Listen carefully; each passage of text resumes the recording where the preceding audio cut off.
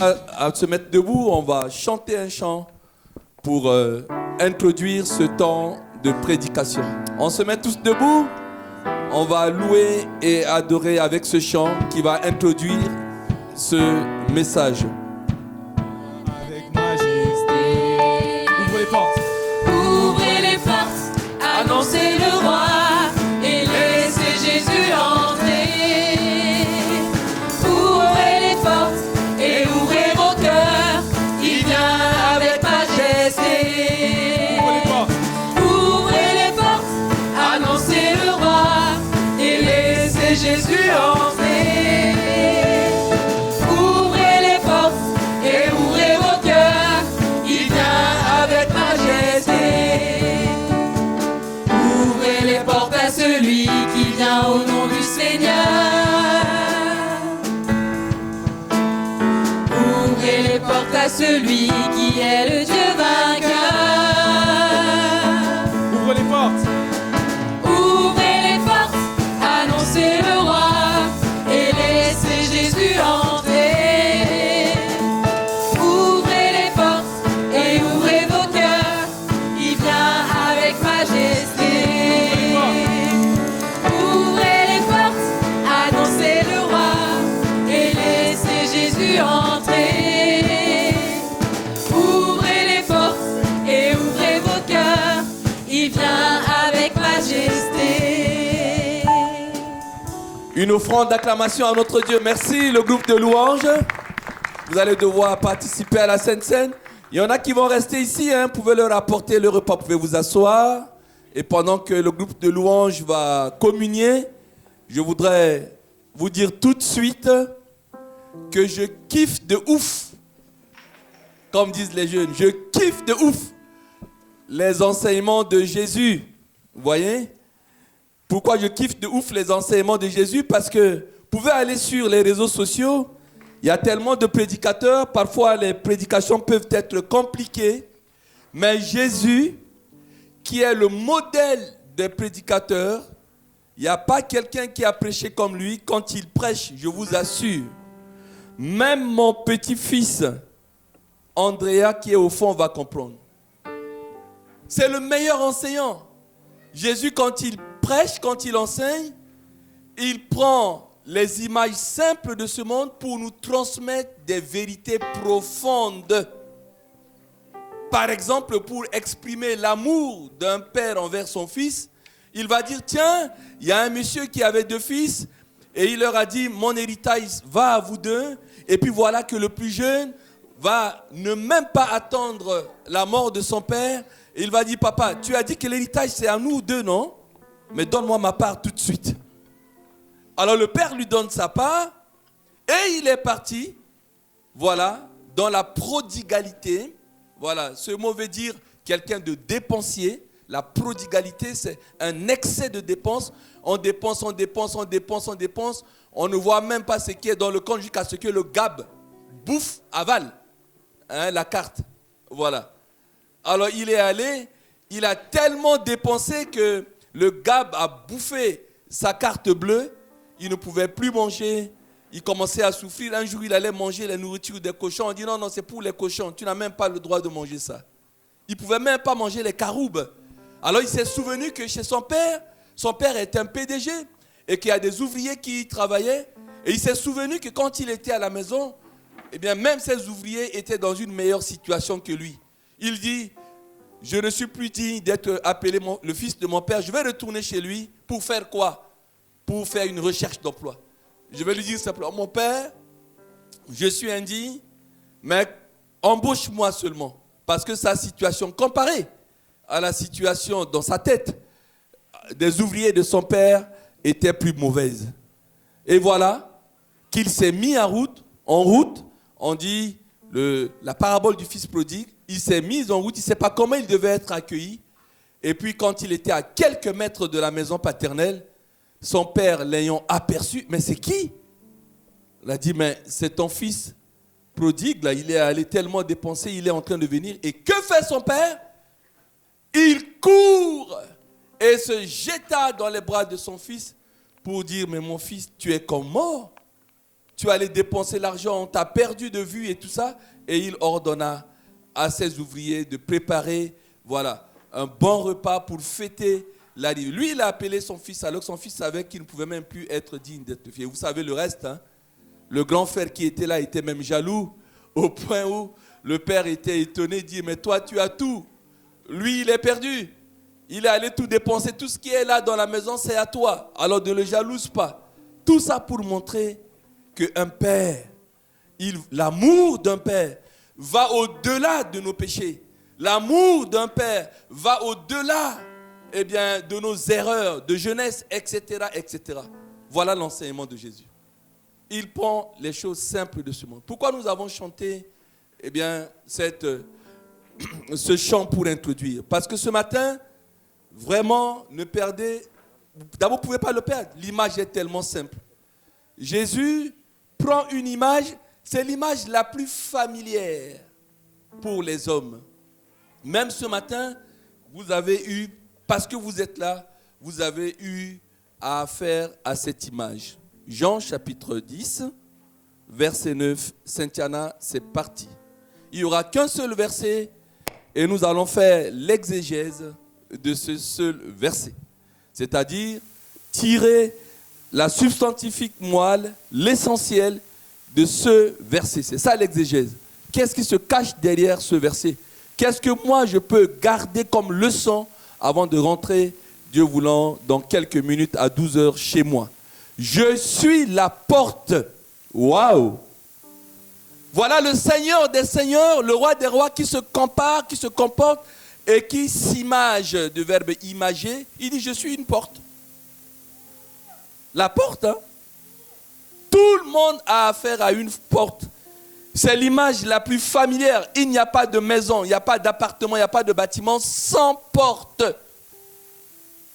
Et même dans une seule maison, il y a la porte principale. Chaque pièce a une porte, une porte, une porte, une porte, une porte.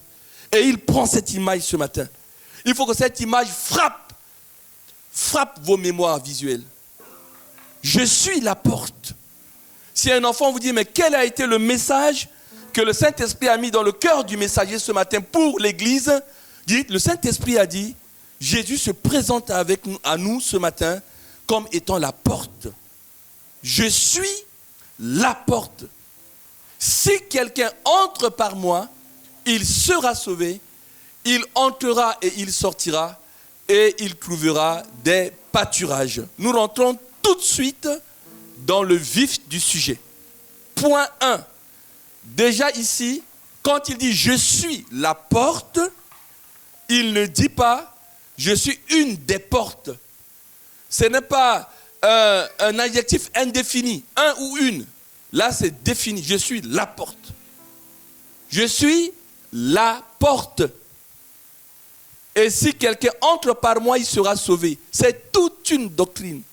Le christianisme est basé que sur ça. Si quelqu'un entre par moi, il sera sauvé. Ça veut dire que pour le chrétien, si une religion ne passe pas par Jésus, il ne sera pas sauvé. Quelle que soit ta religion, si tu ignores Jésus, si tu ne passes pas par la porte, ce n'est pas une des portes, mais il est la porte. Jean 14, 6, je suis le chemin, la vérité et la vie. Nul ne vient au Père que par moi. Et si tu dis non, mais tu iras en enfer. C'est pourquoi mes amis, je leur dis toujours, arrêtez de me parler de Jéhovah. C'est un des noms de Dieu, mais si vous ignorez Jésus, puisque le témoin de Jéhovah ne connaît pas la divinité de Jésus, il le met comme le musulman au même titre que Moïse, etc. Tu ne peux pas aller, il n'y a pas d'escalier, il n'y a pas d'ascenseur pour aller à Dieu sans passer par Jésus. C'est lui qui est venu, qui est mort à la croix de Golgotha. Et pour expier nos péchés, si une religion ne passe pas par Jésus, ma foi chrétienne me dit que cette personne ira en enfer. C'est comme cela.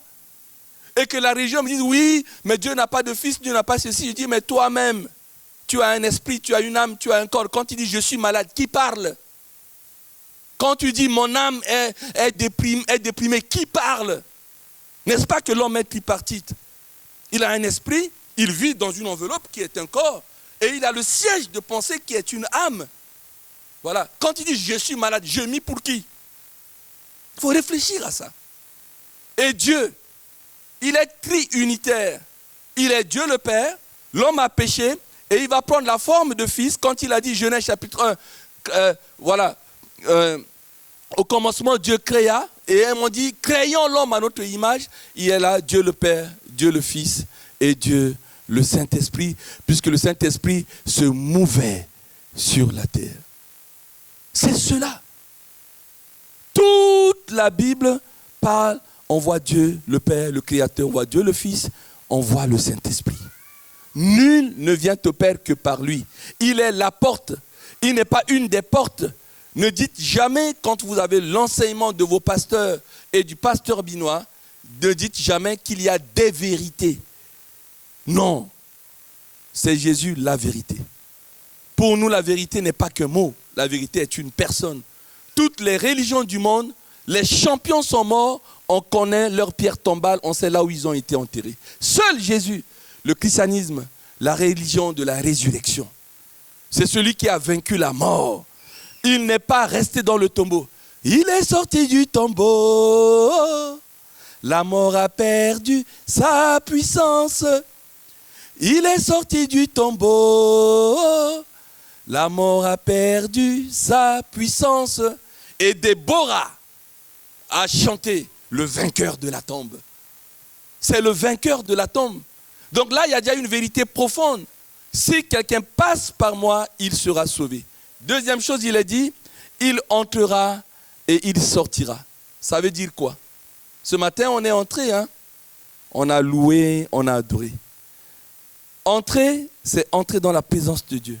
Louer, adorer, mais il faut sortir. Sortir, c'est l'évangélisation. C'est les deux faces d'une même pièce. Le chrétien, il n'est pas là que pour se faire du bien, pour louer, adorer, être restauré. Mais Dieu nous renouvelle le souffle de vie pour que nous disons à quelqu'un, passe par cette porte pendant qu'il est temps. Accepte Jésus pour que tu sois sauvé. Le chrétien qui ne met pas dans sa tête d'évangéliser. Évangéliser, c'est dire à quelqu'un que Dieu t'aime, hein, et qu'il est grand temps que tu fasses la paix avec. Il entrera et il sortira. C'est pour ça que ce chantre, compositeur a composé ce chant. J'entre dans tes portes, j'entre dans tes parvis, avec des louanges. Devant toi me voici. Donc on entre dans ces portes, on entre dans ces parvis avec des louanges, avec d'adoration. Et quand je sors dans ma famille, chez mes collègues, chez mes voisins, j'ai l'opportunité de prêcher la parole de Dieu. Et je dis, sais-tu qu'il y a une porte, la seule qui existe au monde pour le salut, c'est Jésus. Voilà. Il entrera, il sortira, et il trouvera des pâturages. Alors ça, on connaît le psaume 23 que nous proclamons en prière avant de quitter cette salle chaque fois que le Seigneur nous permet de nous rassembler. Mais attention, le pâturage n'est pas que les pâturages du ventre, mais c'est aussi se nourrir dans les verts pâturages de la parole de Dieu. Car l'homme ne vivra pas que de pain seulement, mais de toute parole qui sortira de la bouche de Dieu. Aujourd'hui, on peut avoir beaucoup d'argent, le réfrigérateur est rempli, mais on n'a pas d'appétit. Parce que ce qui nous crée le manque d'appétit, nos soucis, nos déprimes, nos problèmes, etc. On a besoin d'une parole qui nous console, qui nous restaure et qui va nous donner de l'appétit. Attention. Donc, on entre par Jésus, on le loue, on l'adore, on sort pour évangéliser et il promet que nous trouvons des pâturages pour notre corps.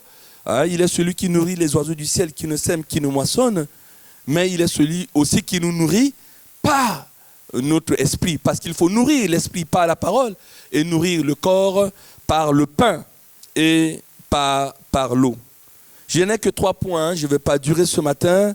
Le premier point, nous l'avions rappelé, ce que ça veut dire, C'est pour ça qu'il est bon de lire la parole de Dieu chez soi. Quand on lit juste un seul verset, on s'arrête, on prie. Et le Saint-Esprit illumine nos yeux, nous donne la révélation. Qu'est-ce que ça veut dire? Pourquoi la porte? Il n'y a qu'une porte alors. Et on voit les interactions, on poursuit, on fouille, et on voit que ça, c'est vraiment la base même de notre foi. Il est la porte, il est le chemin, la vérité, la vie. Nul ne vient au Père que par lui. Le deuxième point, coucou, les yeux dans les yeux. Yeux dans yeux, j'aime dire ça. Je vois vos yeux là. Yeux dans yeux, je vais vous dire quelque chose de prophétique ce matin. C'est le Saint-Esprit qui m'a dit de vous le dire. Donc je commence à regarder mon aîné Clotaire ici, jusqu'au fond là-bas, le pasteur Daniel. Voilà, la salle est quadrillée. Hein. Un pasteur ici, un pasteur au fond. On a quadrillé la salle, c'est très bien. Hein. La salle est quadrillée. Je vous dis les yeux dans les yeux de garder ce verset de la part du Saint-Esprit. Apocalypse chapitre 3, verset 8, partie C. J'ai mis devant toi, les yeux dans les yeux, dit le Saint-Esprit, une porte ouverte. Mettez votre prénom, que personne ne peut fermer. Paul, j'ai mis devant toi une porte ouverte. Jean-Robert, l'ami de Josué, j'ai mis devant toi une porte ouverte que personne ne peut fermer. Ornella, ma fille, j'ai mis devant toi une porte ouverte que personne ne peut fermer. Et mon petit frère Vianney qui est derrière toi vient de le témoigner. Une porte est ouverte. Mais que vous dites amen ou pas, c'est vrai. J'ai mis devant toi une porte ouverte, dites amen. Je n'ai pas fait comme sur les réseaux sociaux, des prédicateurs disent dites-moi un bon amen. Dites-moi un amen très bien. Hein? Dites-moi un amen très fort. Amen, amen, amen, amen, amen, amen, amen. Voilà, c'est comme ça les one-man show de réseaux sociaux font. Hein? Moi, je ne suis pas un dramaturge. Je suis juste un petit enseignant de la parole de Dieu. Et je prends l'enseignement de Jésus sur une image simple pour vous transmettre encore en quelques instants des vérités profondes. Il a dit, j'ai mis devant toi dans la partie C une porte ouverte que personne ne peut fermer. C'est de l'évidence. C'est lui-même qui est la porte. Donc il en a les verrous. Il a les clés dans sa poche. Donc personne ne peut fermer. C'est de l'évidence. Ah, je bouge beaucoup. Hein. Merci. C'est bien, garde-corps. Voilà. Il n'y a que Jésus qui a les clés de cette porte-là. Que personne ne peut fermer. Et ce matin, le Saint-Esprit m'a préparé pour cela. Je ne connais pas les murs qui sont devant toi. Personnel, professionnel, de la paix du cœur, du chômage, du célibat, de la stérilité, de ceci, de cela. Il y a des murs. Des murs. Mais Dieu te dit, j'ai mis devant toi une porte ouverte. Coucou, regardez ceci. Vous avez un mur devant vous, vous ne savez pas où passer. Souvenez-vous que Jésus est la porte. Il est esprit. Un esprit, mur ou pas mur, il traverse. Hein? Vrai ou faux? Même si vous ne dites pas que c'est vrai toujours. Hein? Il y a un mur, l'esprit traverse. On ne sait même pas comment un esprit... Vous pouvez faire un enclos, vous vous murez. Vous vous murez, hein? Largeur, longueur du carré. Il n'y a pas une porte. Mais les esprits mauvais rentreront quand même. Parce qu'avant d'être mauvais, ils sont des esprits. Tout esprit n'a pas d'obstacle par rapport à un mur. Déjà. Et Jésus dit, chaque fois qu'il y a un mur devant toi, tu es là. Je prends le cas. Parce que c'est mon travail. Quelqu'un qui cherche du travail. Il dit, ah, j'aimerais bien travailler dans cette entreprise. Mais il n'a aucun réseau, il n'a aucune relation. L'entreprise elle-même n'a pas publié à Pôle emploi des offres d'emploi. Il ne sait pas comment travailler là. Vous savez, j'ai entendu des gens. Comment tu as trouvé ce travail? Ah, monsieur, un jour je me dis, il faut que je travaille là. Eh bien, je suis venu. Vous savez, il y a les deux recherches du travail qui marchent en France, c'est le réseau. Hein. Le réseau, c'est lorsque le chef dit, tu ne connais pas quelqu'un qui, dans ton entourage, qui peut faire ça? Comptable, mécanicien, électricien, ça c'est le réseau. 80% du travail se trouve par le réseau et c'est 20% qui va au pôle emploi. Et puis il y a une autre manière de chercher du travail qui marche. On appelle ça dans notre langage la recherche du travail à la malienne.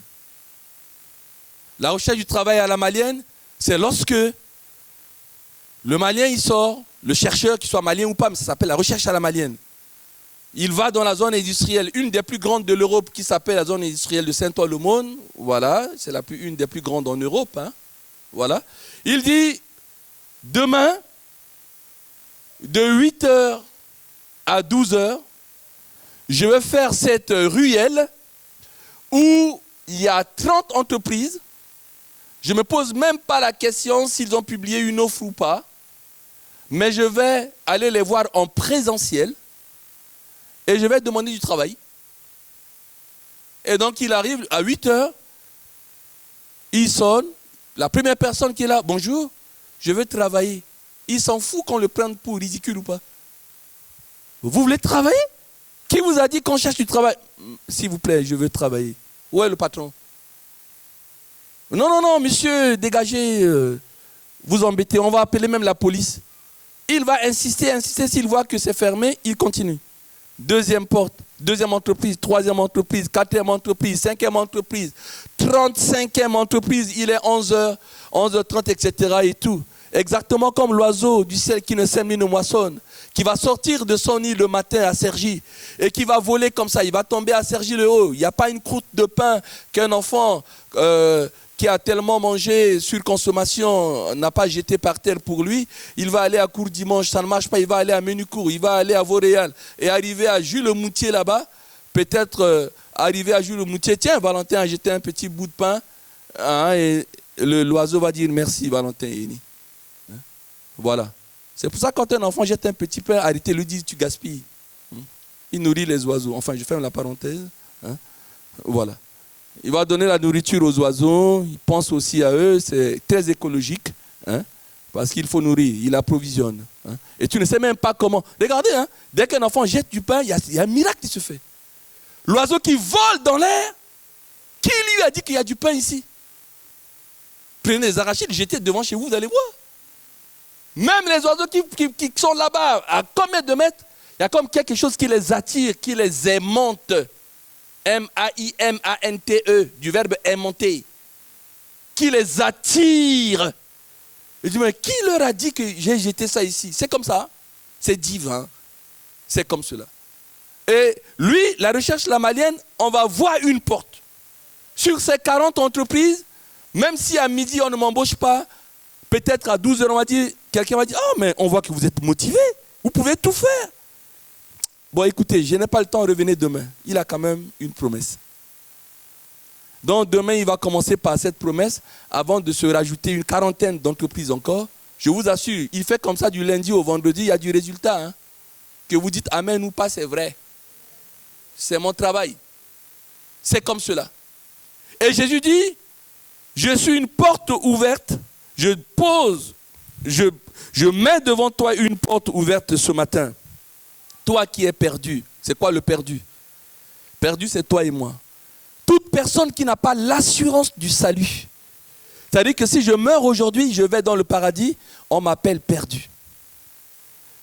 Et si tu es au milieu de l'église ce matin, ce n'est pas un hasard que tu viens. Le Saint-Esprit m'envoie te dire que la porte du salut t'est ouverte. La porte du salut, elle se fait en une seconde. C'est quelqu'un qui dit, je reconnais que Jésus est venu, il est mort pour mes péchés, ça s'appelle de la rédemption. Il est mort, il est ressuscité, je le reçois comme mon sauveur, je le reçois comme mon Seigneur. Et ensuite, il va s'approcher de l'église. La Bible dit, celui qui croira et qui sera baptisé sera sauvé. Et il va se baptiser, un point, un trait. Il a son acte de naissance spirituelle, il a sa carte. Car qui d'entre nous peut dire, se lever dans la salle? Ce que j'embête toujours mes professeurs à l'université, quand je vois quelqu'un agrégé des universités, nous qui étions dans le GBU, le groupe biblique universitaire, et j'en ai créé ici à Cergy à l'université, attention, je m'approche du prof et je dis, je voulais vous poser une question, monsieur le savant. Oui. Quand est-ce que vous allez mourir? C'est quoi cette question? Il dit, mais la date de votre mort. Tout le monde meurt. Ah oui, mais ça c'est une question métaphysique. Moi je ne peux pas le savoir. C'est vrai qu'elle est intelligente cette question. J'ai toujours eu mes profs avec ça. Le plus grand savant du monde ne sait même pas s'il restera jusqu'à minuit. Écoutez, on va vous dire quelqu'un est mort, tu dis, oh, mais pourtant on a causé avec lui tout à l'heure à 11h. Il était malade? Non, il est mort de bonne santé. Oui, il y a beaucoup de gens qui meurent de bonne santé. Ils meurent, ils ne se réveillent pas du tout. Et il faudrait qu'aujourd'hui, tu te rendes compte qu'il y a une porte qui est ouverte devant toi. As-tu réglé cette question du salut? As-tu reçu le Christ comme ton sauveur et ton Seigneur personnel? Il faut le régler. Il faut le régler. Parce qu'on le verra tout à l'heure, la question du timing, au point 3, il n'y a que 3 points. On le verra tout à l'heure. Tu es malade. Mais le juste vivra par la foi. Qui est juste? Personne. Mais quand on dit juste, c'est justement quelqu'un qui a reçu Jésus comme son sauveur et Seigneur personnel. Il est justifié au travers du sang de Christ. Et on l'appelle juste. Et donc, la Bible dit, on t'appelle juste, non pas à cause de ta sainteté, mais au travers de Jésus. Et le juste doit vivre par la foi. Et j'en ai pris pour moi. Tu es malade? Coucou, quelqu'un est malade au milieu de nous? Moi, je suis le premier. J'ai été opéré de cataracte en décembre 2019. Suite à cette cataracte-là, je regardais comme un bébé. C'était super. Mais j'ai eu l'œdème maculaire, c'est-à-dire de l'eau derrière la rétine. Et cet œdème maculaire-là, on fait de l'injection et on contrôle chaque 2 mois ou chaque 3 mois. Il y en a qui partent, ça se guérit après 2 injections, 3 injections, d'autres 4, 5, 6 ou 7. D'une personne à l'autre, ça varie. Moi, je suis à une 3e injection. Quand je préparais ce message, j'ai dit, Seigneur, je vais aller encore contrôler au mois de mars. J'ai déjà fait 3 injections. Je regarde très bien. Je travaille avec l'ordinateur. Est-ce que tu peux vraiment, par ma foi, rémunérer ma foi, qu'il n'y ait pas de récidive? Parce que s'il y a encore de l'eau, il va falloir me faire une injection. Et moi, je n'aime pas les injections. Vous savez que Josué, c'est un homme courageux. Je ne suis pas quelqu'un de fort. J'ai rarement gagné mes combats. Mais même avec Tyson, il me manque de respect. Je lui donne un coup de tête. Ça s'appelle un moutou. Dans ma langue. Moi, je n'ai jamais peur de me battre avec quelqu'un. Je ne connais pas l'issue du combat. Mais si tu m'embêtes beaucoup, un moutou. Et puis après, tu peux me taper, c'est ton problème. Mais le combat ne finit pas. Demain, je te rencontre, combat. Après demain, combat. C'est comme ça que je gagnais. Donc les gens évitaient d'avoir des problèmes avec moi quand j'étais jeune parce que le combat est interminable. Comme tu m'as tapé, tu me taperas chaque fois qu'on va se rencontrer. Voilà. Donc je suis un homme courageux. Mais je vous assure, quand je vais faire un test de sang, je fais pipi sur moi. Parfois, l'infirmière dit, mais vous avez quoi, vous? Je tremble quand on dit, je ne veux pas qu'on me pique. Mais quand même. Asseyez-vous. Je tremble comme ça. Juste une petite piqûre. Prise de sang qui dure 1 seconde. J'aime pas qu'on me pique. Et comme j'aime pas qu'on me pique, comme par enchantement, maintenant on me pique dans les yeux. Non, mais je vous dis, on me pique dans les yeux. Même ça dure qu'1 seconde. C'est impossible. Je n'aurais jamais, même dans mes rêves, je n'ai pas cru ça. Mais c'est Dieu. Et j'ai dit, Seigneur, une porte est ouverte pour ma guérison. Je vais entrer dans cette porte. Et je vais faire un cadeau. Dans ma salle de prière, et je me suis mis devant la porte. Et j'ai dit, Seigneur, la guérison est dans le couloir. Comme la porte est ouverte, parce que les postures comptent. Les postures comptent quand vous faites un pas de foi. Et je suis sorti hier là, vers minuit. Je dis, Seigneur, je reçois la guérison. Il n'y a plus de récidive. Et je prends ça par la foi. Vous savez, les postures comptent. Les postures nous ont été enseignées par Moïse. La Bible dit que lorsque Josué combattait les Amalécites, Moïse avait les mains comme ça. Et les messagers venaient dire, oui, Josué est en train de remporter le combat. Il est en train de remporter le combat. Il a même bloqué toutes les horloges du monde, toutes les montres du monde. Il a bloqué le temps. Soleil, arrête-toi sur Gabaon. Je suis en train de combattre. Et puis Moïse était comme ça, Josué remportait. Et puis comme il était un homme comme toi et moi, sa main s'affaiblissait. Et quand il se reposait un peu, les messagers venaient dire, ah, les Amalécites ont repris, voilà, les parcelles que Josué a gagnées. Et là, Moïse remettait sa main. C'est comme ça qu'Aaron et Hur, ils ont compris que la posture compte. Ils sont venus soutenir la main de Moïse pour que Josué puisse finir le travail proprement, avec l'aide de Dieu. Et moi, je fais ça. Vous regardez votre problème, maladie, ceci, faites ce pas de foi. En vous là, dans votre esprit, pendant que je suis en train de vous partager la parole de Dieu. Vous êtes désespéré, déprimé, tout le monde déprime. Hein? Regardez Jérémie dans la Bible. Il dit, voici ce que je vais repasser sur mon cœur qui me donnera de l'espérance. Les grands serviteurs de Dieu ont tous déprimé. Parce que la vie est difficile. On n'est pas dans le combat. Tu es intègre et droit. Tu crains Dieu, tu déprimeras. Regarde Job. Un homme intègre et droit. Mais les épreuves de la vie, les deuils des enfants, les biens qui sont perdus, les entreprises mises à sac, ça déprime un homme. Ça consume un homme. Aujourd'hui, avec la Covid, les chômages partiels, etc. Déjà, c'est difficile de joindre les deux bouts. Tu gagnes 2000 €, tu as les prélèvements jusqu'à 3000, c'est difficile. Mais si encore avec le chômage partiel, tu ne gagnes que 1000 €, qui va te compenser ça? Tout cela sont des sources de dépression. Mais tu dois faire comment? Une porte est ouverte. Celui qui est habitué à la douleur, il est la porte, il est devant toi. Une porte de restauration est ouverte pour retrouver le goût de vivre, le goût de la vie.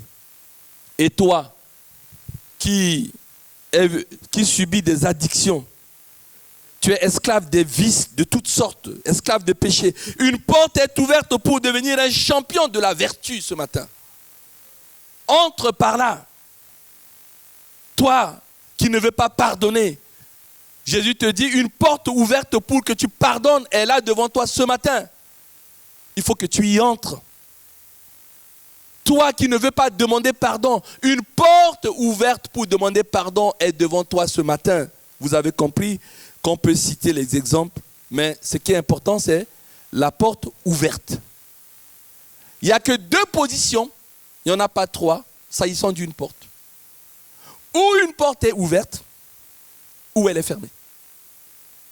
Il n'y a pas de position intermédiaire. Ou une porte est ouverte, je répète, ou elle est fermée. Dès lors que vous voyez le mot ouvert, vous devez dire quand est-ce que ça va être fermé. Et c'est le troisième point, le timing. Sur ce troisième point, je m'en vais te dire qu'il existe un temps imparti pour saisir cette opportunité d'entrer par la porte ouverte. Genèse chapitre 7, verset 16. La Bible nous dit que le péché abondait dans le monde à telle enseigne que Dieu regretta d'avoir fait l'homme. Coucou! Sais-tu que Dieu a regretté de t'avoir fait? Depuis Caïn et Abel là-bas. Là. Il y a eu tellement de mal, le meurtre, la jalousie, etc. On tue. L'homme est un loup pour l'homme, diront les philosophes. Dieu en a marre. Et il a dit à Noé, construis l'arche. Et je vais détruire l'humanité par le déluge, par l'eau. Construis l'arche. Et ceux qui accepteront de rentrer dans cette arche seront sauvés. Ils l'ont pris pour un rigolo. Ils l'ont vu avec son bout de bois. Il était en train de sculpter. La sculpture, c'est-à-dire l'arche était déjà dans sa tête. C'est pour ça que les sculpteurs, c'est le symbole de la foi. Vous voyez quelqu'un en train de, avec des ciseaux, en train de couper un arbre, il va faire une arche, il va faire un bateau. Et les gens buvaient, mangeaient, se mariaient leurs enfants. Oh, c'est beau de lire Genèse 6, 7 et tout ça. Les gens s'en fichaient. Une porte est ouverte. L'arche est faite. Entrez dedans. Circulez. Une porte est ouverte. Il va y avoir la pluie. Circule, Noé. Les gens disent, mais ton père, là, il est fou, quoi. Le pasteur Noé, là. Vous pensez que le monde entier va être détruit comme ça? Mais vous imaginez? Est-ce que vous écoutez son message? Il a dit que le monde entier sera détruit. Ceux qui seront sauvés seront ceux qui rentreront dans l'arche. Mais c'est fou. Comment on peut comprendre une situation comme ça? Et puis, le déluge a commencé. Il y a eu la pluie. Les gens disent, oh, il pleut ce matin. Vers 10h, ça va s'arrêter. 12h, ça continue. Non, il y a des pluies comme ça toute une journée. Jusqu'à 17h, il y a eu la pluie. Non, mais il y a des pluies comme ça le jour et la nuit, toute la nuit. Lundi, il a plu tout. Mardi, il a plu. On voit à la télé, oui, en année 2020, il avait plu 2 jours. Les journalistes, ils trouvent toujours des trucs dans des annonces. On ne sait même pas si c'est vrai ou s'ils mentent. Hein? Ils trouvent toujours des choses. Hein? Et puis 3 jours, oui, mais il y a eu dans des temps anciens, il y a eu la pluie pendant 3 jours. Et puis il a plu pendant 1 semaine. Oui, mais il y a eu les temps anciens, on va dire sur BFM, il y a eu les pluies comme ça pendant 1 semaine. Et puis cette fois-ci, c'est parti pour 40 jours. Ouh! Même Tour Eiffel, l'eau commençait à monter jusqu'à la moitié de Tour Eiffel. On voit dans la vidéo, parce que j'ai une Bible vidéo. Hein? Je le vois comme ça. Les gens commençaient à s'inquiéter. Il faut qu'on aille dans cette arche-là. Et c'est là où les gens sont partis. Genèse 7. Il entra, mâle et femelle, de toute chair, comme Dieu l'avait ordonné à Noé. Et qu'est-ce que fait Dieu? Je ne sais pas si c'est une mauvaise ou bonne nouvelle. Il a fermé la porte de l'arche. Je vous assure. Hier, je voyais la vidéo. Les gens venaient frapper, cogner. Noé, mais tu nous connais, mais tu es un homme de bon, ouvre-nous. Il y a des gens qui sont déjà morts, on veut entrer. Et Noé, qui était un homme de bien, il cherchait à ouvrir. Il dit, mais ce n'est pas moi qui ai les clés. C'est Dieu qui a fermé la porte. Oui, mais je suis, tu sais, ton fils est ami à mon fils. Mais tu peux ouvrir. Oui, je sais, monsieur Dupont. Mais tu ne peux pas entrer. Après encore, Coco, mais oui, tu sais, ton fils, il a un frère africain là, c'est moi le père. Et je me dis, oui, je me rappelle. Je me rappelle, monsieur Ouagadougou. Hein? Monsieur Ouagadougou, je me rappelle de toi, mais je n'ai pas la clé. Je n'ai pas la clé. Noé, ouvre-nous. Je suis celui-là, j'ai travaillé avec toi. Non. Mais je n'ai pas la clé. Le timing est fini. Savez-vous que les gens ont péri, non pas à cause du déluge? Ils ont péri parce que la porte était fermée. Révélation, hein? Parce que la porte était fermée. Si la porte n'est pas fermée, beaucoup de gens, il n'y a pas que 8 personnes. Ils n'étaient que 8. Mais tous les autres n'ont pas saisi l'opportunité. Vous savez qu'il faut saisir les opportunités dans la vie.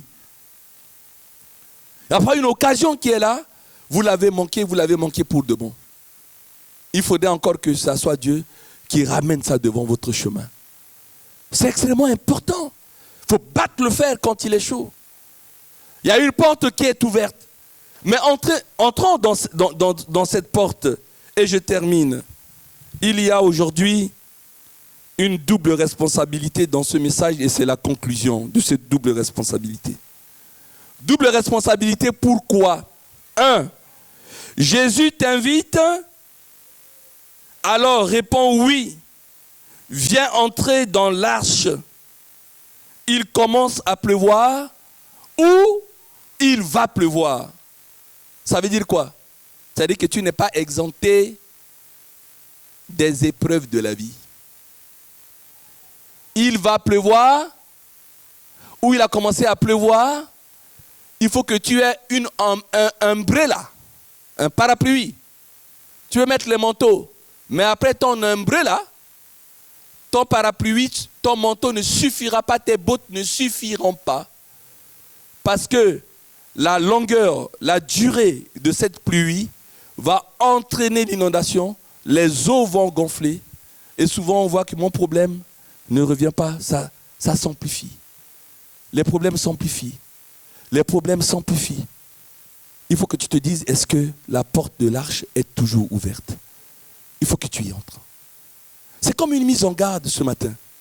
Dieu te dit, entre par la porte. C'est une double invitation. J'ouvre la porte, il faut que tu y entres. Et le deuxième aspect de l'invitation, c'est que Jésus, en tant que porte, t'invite chez toi. T'es invité chez toi, ça veut dire qu'il s'invite chez toi et il frappe à la porte. Voici, je me tiens à la porte et je frappe.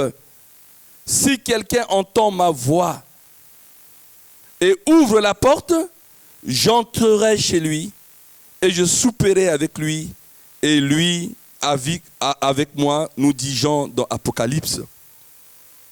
Il est la porte et il frappe à ta porte. Si à midi tu veux rentrer, il faut que tu réalises, est-ce que tu as ouvert la porte de ton cœur à Dieu? Il frappe, hein? Et vous avez compris, je n'ai pas le temps. C'est juste un court enseignement. Dieu nous donnera une salle un jour pour que nous allions plus loin dans ces enseignements. Mais là, on fait ces enseignements au travers des prédications. Quand Dieu dit Dieu frappe à la porte, il n'y a pas que ton cœur. Dieu frappe à la porte de ton portefeuille. Comme le fils prodigue, tu as besoin de la sagesse pour gérer le peu que Dieu te donne. Ne fais pas comme Josué, qui arrivant en France en 86 pour ses études supérieures, il a trouvé son premier travail, chauffeur-livreur à Paris. Et d'ailleurs, quand chauffeur-livreur à Paris, la première chose qu'on devait apprendre, c'est le mot porte. Hein. On nous a expliqué que Paris était un quartier, une ville, et on a fait une autoroute tout autour de cette ville de Paris qui s'appelle périphérique. Et il y a des portes. Si tu habites à Cergy, c'est porte de Clignancourt. C'est-à-dire que même si tu ne connais pas, il n'y avait pas encore le guidage par satellite. Hein. C'est pour vous aujourd'hui. Nous, à l'époque, c'est des portes. Il n'y a pas de GPS. Donc tu tournes, tu dis, hey, mais je suis passé par là. Hein. Ça fait 3 fois que tu as fait le tour de périphérique et tu cherches porte de Clignancourt. Et quand tu vois porte de Clignancourt, tu trouveras à 15. Quelqu'un qui habite à Corbeil, on va te dire porte d'Orléans ou porte je ne sais pas quoi. Tu veux aller à la gare à Montparnasse, on dit porte d'Orléans. Tu veux aller à la gare de l'Est ou à la gare du Nord, on va te dire tiens, porte de Chapelle. Donc tu tournes et tu sors par cette porte. N'oubliez pas que dans la Bible, toutes les villes à l'époque étaient murées et il y avait une porte. Dans le pays dans lequel nous vivons, on ne va pas à Paris comme ça. Hein? Toutes les banlieusards en rentrée de Paris ont payé. Hein? Avant de rentrer en Paris, on paye quelque chose. Et on sort comme à Londres actuellement. Attention. Et c'est Dieu qui t'a ouvert la porte de la France, la porte de la ville de Cergy. Il y a une porte qui est ouverte. Et ne faites pas comme moi. Quand j'ai eu mon premier travail, j'ai gagné 500 francs français à l'époque. Et 500 francs français, je devais acheter ma carte orange, planifier, acheter mes tickets de resto U, resto universitaire. Et moi, je n'avais pas la sagesse dans cet argent. J'ai pris les 500 €. Je suis parti avec des amis, puisque j'allais encore en boîte de nuit, à New Martins. Je suis arrivé et pour frimer, j'ai commandé une bouteille de whisky avec du coca. Les 500 étaient partis. Et après, dans la semaine, il fallait faire quoi? Sauter le métro. Sauter. Avoir peur de mon fils Job là, des gens qui contrôlent les SNCF. Et puis je suis chrétien. Mais quelle honte! Dieu m'a donné l'argent. Au lieu de prier dessus, d'acheter ma carte orange, je vais dépenser en une nuit ce que j'ai gagné tout le mois. Parce que c'est le Crous qui nous donnait du travail à faire. Tu as quelques heures. tu vas déposer les tulipes de fleurs à telle porte, et puis on calcule tes heures, on te donne 500 €. Et j'ai dit, c'est de l'idiotie. Il y a plein de prières qui sont des prières idiotes. Seigneur, je suis immigré, je suis orphelin de père, je suis venu en France à 19 ans, je n'ai pas de famille, donne-moi de l'argent. Dieu a dit, mais je t'ai donné 500. Tu as fait quoi avec? J'ai bu avec, espèce d'idiot. J'entends pas cette prière-là. Tu circules. Circule. Il y a plein de prières non exaucées parce que vous prenez Dieu pour un idiot. Il vous a donné l'argent. Et ce matin, vous avez compris. Dieu cogne à la porte de ton portefeuille. Est-ce que tu pries sur le peu de revenus que Dieu te donne? Et si tu es marié avec ton mari, avec ta femme, est-ce que vous priez le Dieu de la multiplication? Est-ce que vous payez vos charges? C'est du témoignage. Est-ce que vous êtes en retard de loyer, en retard d'électricité, en retard de ceci ou cela? Dieu cogne à la porte de ton portefeuille.